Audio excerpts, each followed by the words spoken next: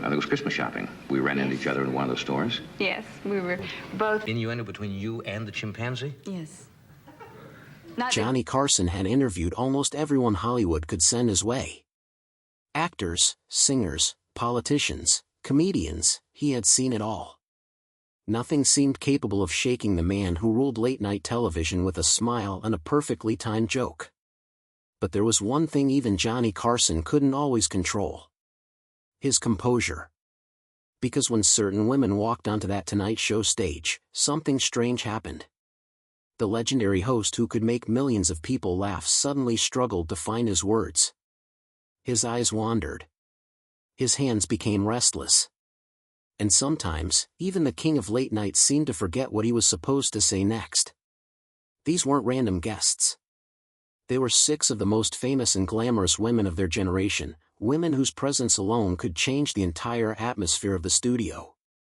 From Raquel Welch and Sophia Loren to Farrah Fawcett, Angie Dickinson, Lonnie Anderson, and Bo Derek, each one left behind a moment that revealed a surprisingly human side of Johnny Carson. So what exactly happened when these women sat across from him? And which one managed to completely break the composure of the man who seemed impossible to rattle? Let's go back to those unforgettable Tonight Show moments and find out.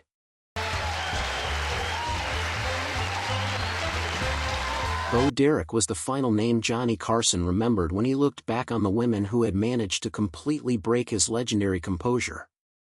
Unlike the women before her, Bo Derek did not need an exaggerated neckline or an especially revealing outfit to command attention.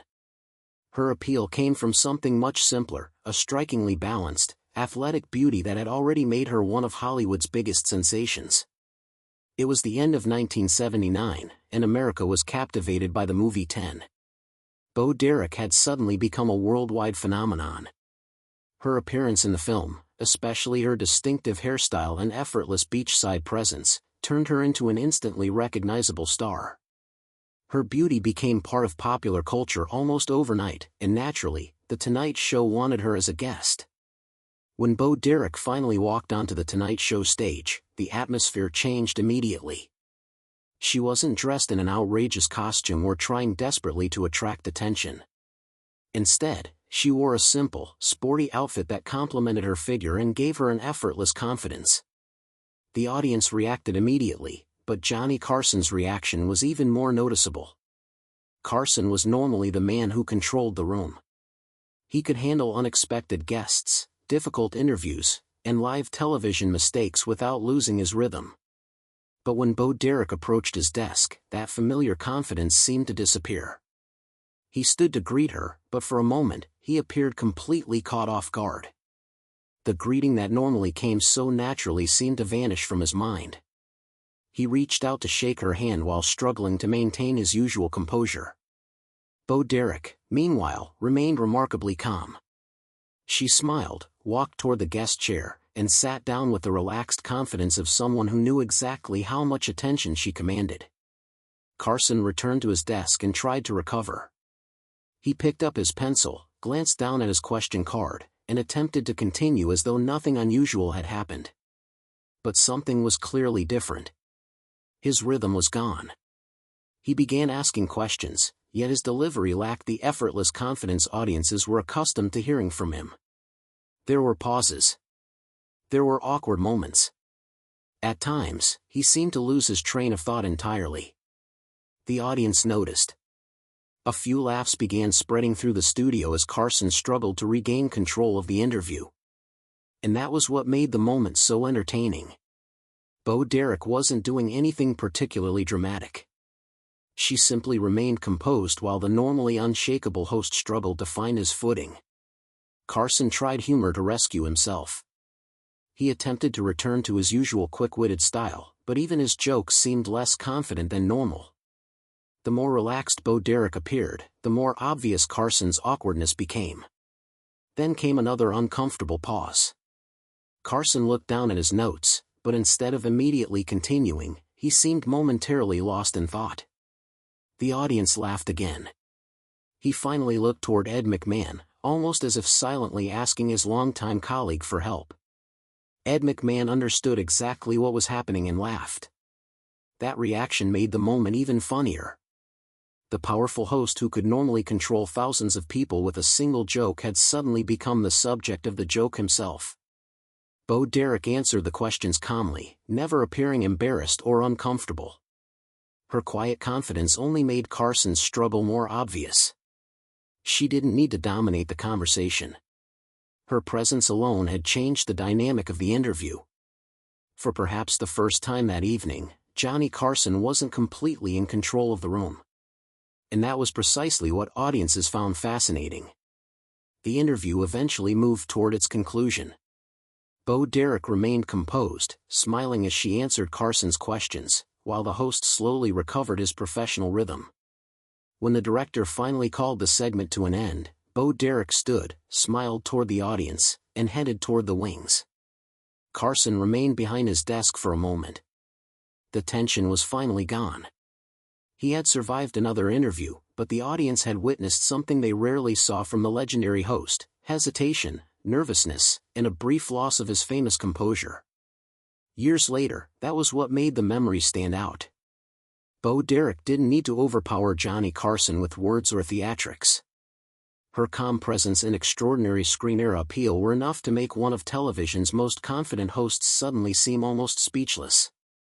And among the 6 women Carson remembered, Bo Derek represented something completely different. Raquel Welch had stunned him with her famous hourglass image. Angie Dickinson had become famous for her long legs. Sophia Loren carried the aura of an international cinema legend. Farrah Fawcett represented the athletic beauty of the late 1970s. Lonnie Anderson embodied the classic blonde bombshell. But Bo Derek? She became the woman remembered simply as the perfect 10. And for Johnny Carson, even a man who had spent decades mastering the art of live television couldn't completely hide how much that image had affected him.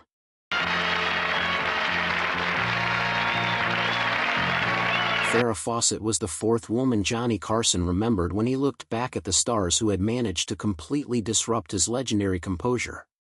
She represented a very different kind of beauty from the women who came before her. She wasn't known for the classic European glamour of Sophia Loren or the dramatic hourglass image associated with Raquel Welch. Farrah represented something more athletic, youthful, natural, and unmistakably American. The year was 1978, and Farrah Fawcett was everywhere. Her famous red swimsuit poster had become one of the defining images of the era, turning her into one of Hollywood's biggest new stars almost overnight. Millions of copies had been sold, and her distinctive feathered blonde hair had become instantly recognizable. So when Farrah was booked for The Tonight Show, there was enormous anticipation inside the NBC studio. The audience was ready. The staff was ready.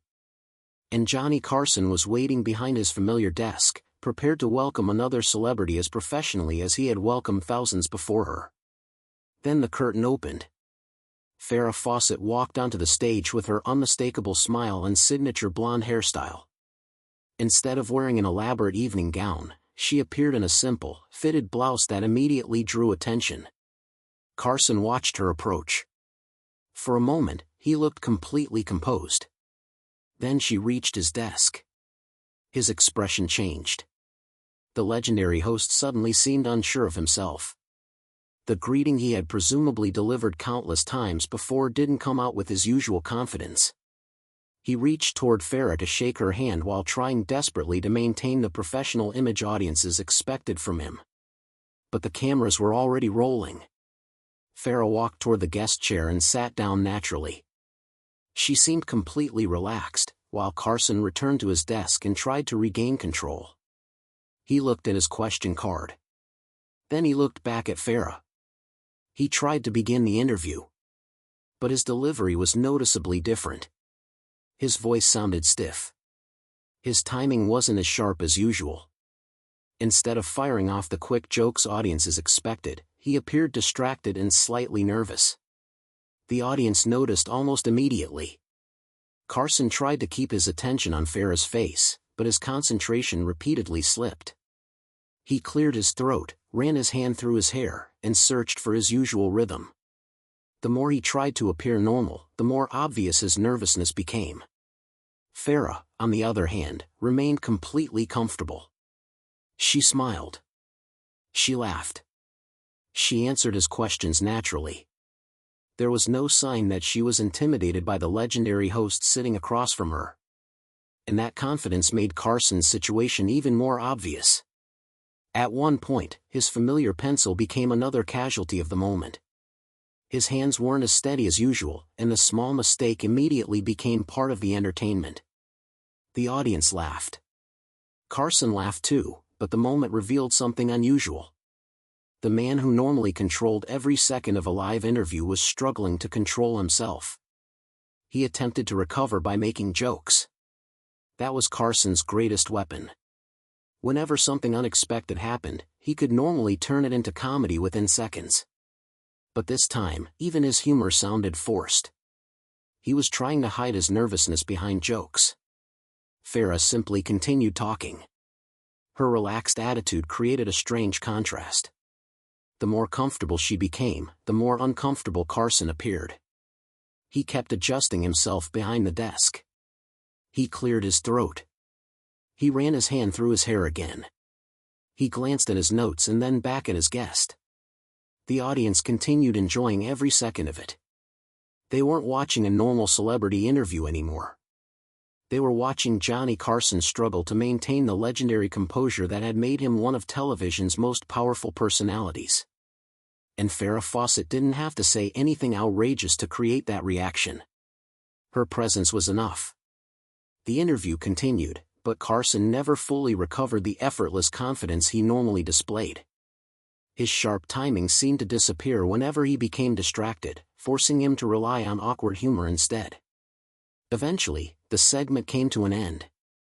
Farrah stood and prepared to leave the stage. Carson remained behind his desk, finally able to breathe and regain his composure. The cameras had captured everything. The hesitation. The nervous gestures. The awkward jokes. And the rare sight of Johnny Carson being genuinely flustered by a guest. Farrah Fawcett had walked onto The Tonight Show as one of America's biggest new stars. She walked away having done something even more memorable. She had managed to make the king of late-night television look completely ordinary. And that was what made her appearance stand out in Carson's memories. She wasn't simply another famous actress sitting across from him. For a few minutes, she was the reason one of television's most confident hosts couldn't quite remember how to act like himself. Animals. Angie Dickinson was the second woman Johnny Carson remembered when he looked back on the female stars who could completely destroy his legendary composure. Unlike Raquel Welch, whose appearance had stunned him with her famous hourglass image, Angie had a completely different feature that had become part of her identity: her remarkably long legs. By the early 1980s, Angie Dickinson was already a major television star, especially known for Police Woman. Her glamorous appearance and elegant style had made her one of the most recognizable actresses on television. And when she arrived on The Tonight Show, Johnny Carson was about to discover just how difficult it could be to remain completely professional. The studio was packed. The audience waited as the familiar music played and the curtain opened. Then Angie Dickinson stepped onto the stage. She wasn't wearing an elaborate evening gown. Instead, she appeared in a short dark skirt paired with high heels, putting her long legs immediately in the spotlight. The audience reacted instantly. But Carson's reaction was even more noticeable. He was waiting behind his desk with the familiar smile of a host who had done this thousands of times. Yet as Angie walked toward him, his attention seemed to drift away from the interview entirely. He looked down. Then he tried to recover. He reached out to shake her hand, but the expression on his face made it obvious that his usual confidence had taken a hit. The audience noticed. A few laughs spread through the studio. Angie simply smiled and continued toward the guest chair. Then she sat down. As she crossed her legs, Carson's situation became even more difficult. He tried to focus on the question card in front of him, but his attention kept wandering.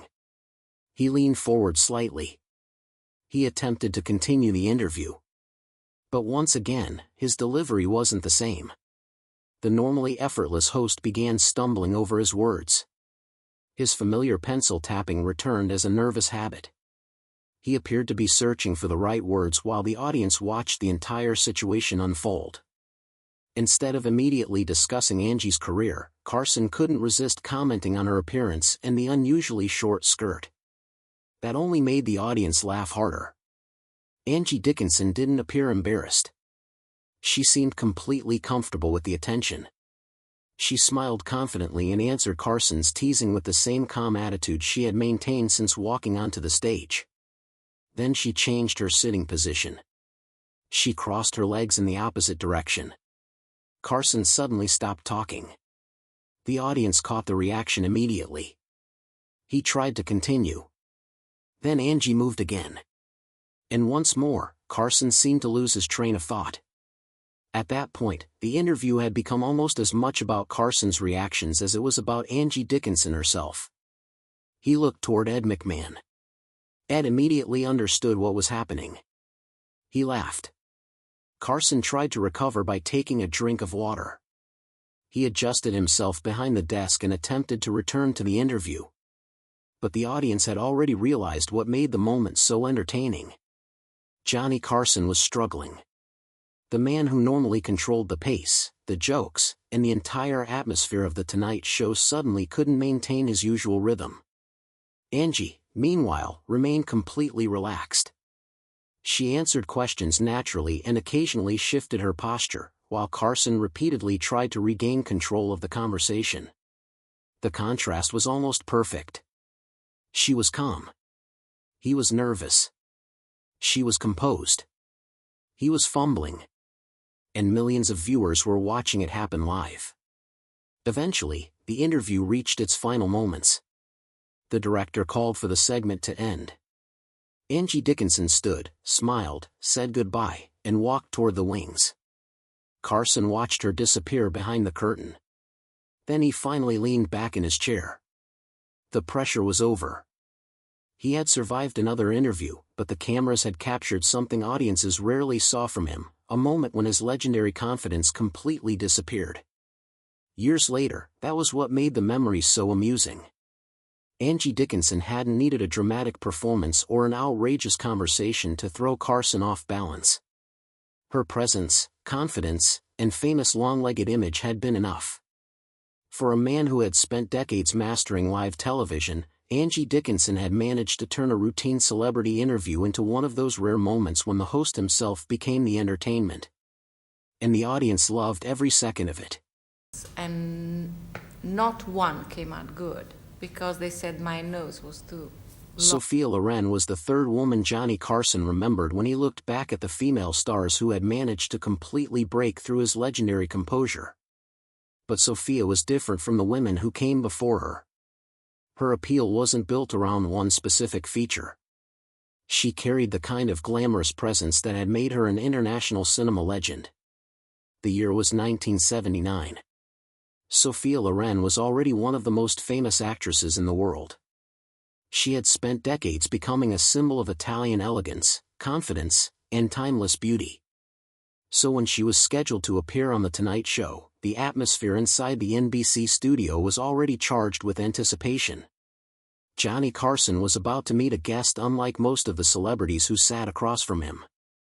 Before the show began, Carson went backstage to greet her. He expected a normal professional introduction. Instead, the moment he entered the room and saw Sophia Loren, his confidence suddenly disappeared. Sophia was dressed elegantly in a dark silk outfit with a dramatic neckline. Nothing about her appearance seemed forced. She simply carried herself with the confidence of someone who knew exactly who she was. Carson approached her. He was prepared to say something polite and familiar. But the words seemed to disappear. For a few seconds, he appeared completely caught off guard. He reached out to greet her while struggling to maintain eye contact. The normally quick-witted host suddenly seemed unusually nervous. He eventually left the room, giving himself a moment to recover before the show began. Then the cameras came on. The curtain opened. Sophia Loren walked onto the stage to a huge reaction from the audience.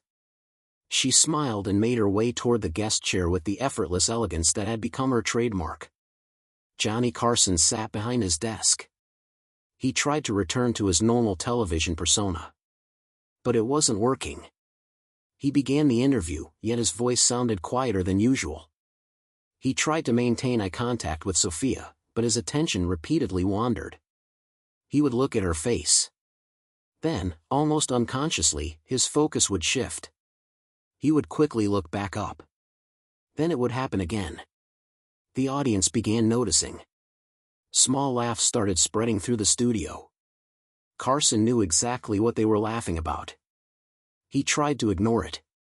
He picked up his pencil and tapped it against the desk, one of his familiar nervous habits. He reached for his water and took a drink. He adjusted his collar as though trying to regain control. But Sophia Loren remained completely calm. She wasn't nervous. She wasn't embarrassed. She simply continued answering his questions with the confidence of an international star. Eventually, Carson realized that pretending everything was normal wasn't working. He dropped the pencil onto the desk and covered part of his face with his hand. The audience erupted. He had effectively admitted that he was struggling to remain completely composed. That moment became the heart of the interview. The legendary Johnny Carson, a man famous for his intelligence, timing, and effortless control, was openly acknowledging that his concentration had disappeared. Sophia laughed. She didn't seem offended. Instead, she appeared amused by the entire situation. Her relaxed reaction made Carson's awkwardness even more entertaining. She continued talking while Carson tried to recover. At one point, she leaned slightly forward while telling her story, and Carson's attention seemed to disappear all over again. He simply listened. The usual rapid-fire jokes weren't there. The confident host had temporarily surrendered control of the conversation. And the audience loved it. This wasn't a carefully planned comedy routine. It was an unexpected moment of vulnerability from one of television's most powerful personalities. Sophia Loren didn't have to dominate the interview. She didn't need to make a provocative joke. She didn't need to challenge Carson. Her presence had already changed the entire dynamic. Eventually, the interview came to an end. Sophia stood, smiled, and said goodbye before walking off the stage. Carson remained behind his desk for a moment. The pressure was finally gone. He had spent decades mastering the art of television, but for those few minutes, Sophia Loren had managed to make him forget that mastery entirely. And that's what made her appearance so memorable. Raquel Welch had stunned Carson with her unmistakable screen presence. Angie Dickinson had distracted him with her famous long-legged image. Farrah Fawcett represented the youthful beauty of a new Hollywood generation. But Sophia Loren was different. She carried the aura of an international legend. And for Johnny Carson, that combination of elegance, confidence, and unmistakable star power was enough to leave even the king of late-night television visibly flustered. Sometimes the most powerful presence in a room isn't the person speaking the loudest. Sometimes it's simply the person who walks in and makes everyone else forget what they were about to say. How are you? I'm fine. Yeah, you sure are an attractive thing. Thank you very much. You really are. Lonnie Anderson was the fifth woman Johnny Carson remembered when he looked back at the female stars who had managed to completely destroy his legendary composure. By the 1980s, Lonnie had become one of television's most recognizable blonde stars, thanks largely to her role on WKRP in Cincinnati. She represented a very different kind of Hollywood glamour, bold, polished, and impossible to ignore. The year was 1984. Lonnie Anderson was at the height of her television fame. Her signature blonde hair and glamorous appearance had made her a major celebrity, and when NBC announced that she would be appearing on The Tonight Show, the atmosphere around the studio changed immediately. Everyone knew a major star was coming. The audience filled the seats. The band played the opening music. Then the curtain opened. Lonnie Anderson walked onto the stage with her unmistakable blonde hairstyle and glamorous appearance. She wore an elegant evening outfit that immediately caught the attention of everyone in the studio. Johnny Carson was waiting behind his desk. He had done this thousands of times. He knew exactly how to welcome a famous guest. He had the smile ready. But as Lonnie approached, something changed. Carson's confident expression became noticeably more restrained. He appeared caught off guard by her presence and struggled to keep his attention where it belonged. He reached out to greet her. Then he tried to recover. But the cameras were already capturing every reaction. Lonnie walked toward the guest chair and sat down. Carson returned to his desk. He adjusted his collar. Then he reached for his water. He took a long drink before trying to begin the interview. It was obvious that he was having trouble settling into his usual rhythm. He picked up the question card. He started talking. Then he stumbled. The audience noticed immediately. Lonnie laughed at his awkwardness, and that only made the situation more entertaining. Carson attempted to continue with the prepared interview, but his timing wasn't as sharp as usual. He misread questions and repeatedly paused as he tried to collect himself. Lonnie seemed completely comfortable. She smiled. She laughed. She answered naturally. The contrast between the two was almost impossible to miss. Lonnie was relaxed while Carson was clearly struggling. And every time she laughed, the audience seemed to notice Carson's reaction even more. Eventually, Carson began relying on humor to hide his discomfort. He joked about the temperature in the studio and fanned his face with his hand. It was classic Carson comedy, but this time, the joke was also about himself. He knew the audience could see that he was flustered. And instead of pretending otherwise, he leaned into it. The audience loved it. For years, Carson had been the man who could make anyone else nervous. Celebrities, politicians, actors, comedians, everyone who sat across from him had to deal with his sharp questions and effortless confidence. But now the roles seemed reversed. Lonnie Anderson didn't have to do anything extraordinary. She simply sat there, answered his questions, and remained completely composed. Carson was the one struggling. He reached for his water again. He adjusted his clothing. He tried another joke. Then another. But the more he attempted to regain control, the more obvious his nervousness became. The audience was no longer simply watching an interview. They were watching one of television's most powerful hosts become the unexpected source of comedy. And Lonnie Anderson seemed perfectly comfortable with the situation. She continued answering questions while Carson tried to bring the interview back to normal. Eventually, the segment reached its conclusion. Lonnie stood from the chair, smiled toward the audience, and said goodbye before walking toward the wings. Carson remained behind his desk. He held onto his water mug and finally relaxed. The pressure was over. The audience had witnessed another rare moment when the normally unshakable Johnny Carson had lost his famous composure. But Lonnie Anderson's appearance stood out for another reason.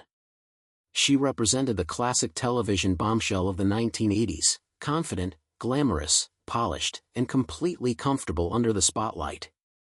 And Carson's reaction made the contrast even more memorable. He was supposed to be the person controlling the room. Instead, for several minutes, Lonnie Anderson controlled the atmosphere simply by sitting across from him. That was the strange power of the moment.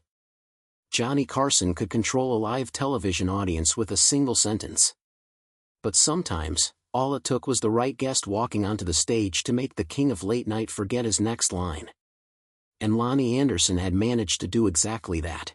Well, that's pretty nice, thank you. Yeah, I don't believe you at all.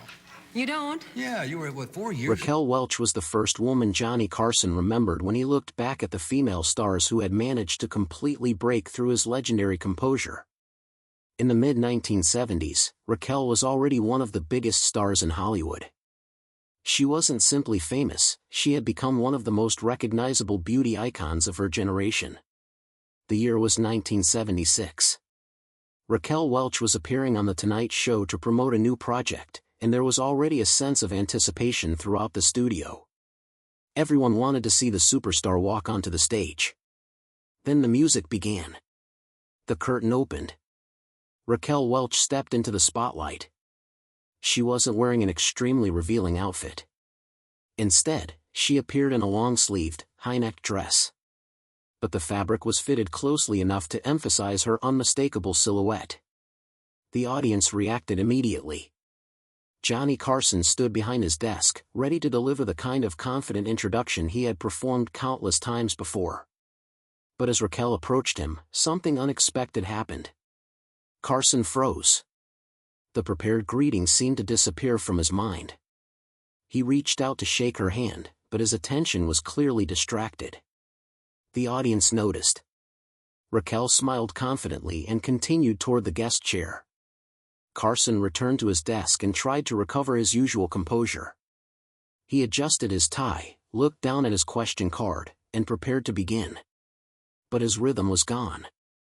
He started asking a question and immediately seemed to lose his place. His delivery became awkward, and the audience began laughing at the normally unshakable host. Carson tried to continue. He tapped his pencil against the desk, a familiar nervous habit. He looked down at his notes. Then he looked back toward Raquel. Once again, his concentration disappeared. The audience laughed even harder. Raquel remained completely relaxed. She smiled as Carson struggled through the opening moments of the interview. Instead of focusing entirely on her new project, Carson couldn't resist commenting on her appearance and the striking effect of her outfit. That only encouraged more laughter from the audience. Raquel seemed completely comfortable with the attention. She answered his questions with confidence and occasionally leaned forward as she spoke, while Carson repeatedly struggled to maintain his train of thought. At one point, Carson turned toward Ed McMahon as though looking for assistance. Ed understood immediately. He laughed. The situation had become almost impossible for Carson to hide. The man who was famous for controlling live television was now being overwhelmed by his own nervousness. Carson reached into his pocket and pulled out a handkerchief. He wiped his forehead. The audience erupted again. Every small reaction made the situation funnier. Raquel didn't appear embarrassed or uncomfortable. She simply continued the conversation while Carson tried to regain control. The interview had become less about Carson asking questions and more about watching him attempt to recover his famous composure. He glanced at his notes again. He tried another question. Then another awkward moment followed. The audience laughed. Carson laughed too. And that was what made the entire encounter so memorable. He didn't completely lose his sense of humor. Instead, he became the unexpected subject of the comedy. For a host who had spent decades making other people nervous, this was a rare reversal. Raquel Welch had walked onto the stage as the guest. But for several minutes, Johnny Carson was the one under pressure. Eventually, the interview came to an end. The cameras stopped rolling. Raquel stood, smiled, said goodbye, and walked away from the desk. Carson remained seated for a moment. His heart was still racing, and he needed a few seconds to recover from the encounter. Years later, that appearance remained one of the clearest examples of how even Johnny Carson's legendary confidence had limits. He could handle politicians. He could handle comedians. He could handle unexpected television disasters. But when Raquel Welch walked onto his stage in 1976, the king of late night suddenly became just another man trying to remember what he was supposed to say. And that's what made Raquel's appearance so memorable. She didn't need to overpower the interview. She didn't need a dramatic stunt. She simply walked onto the stage with confidence, sat across from Johnny Carson, and somehow managed to make one of television's most experienced hosts forget his perfect routine. For millions of viewers watching at home, it was an unusually human side of Johnny Carson. The polished suit was still there. The famous desk was still there. The cameras were still rolling. But for a few unforgettable minutes, the legendary host couldn't hide how completely distracted he had become. Raquel Welch had broken through the Carson persona, and the audience got to see the man behind the legend.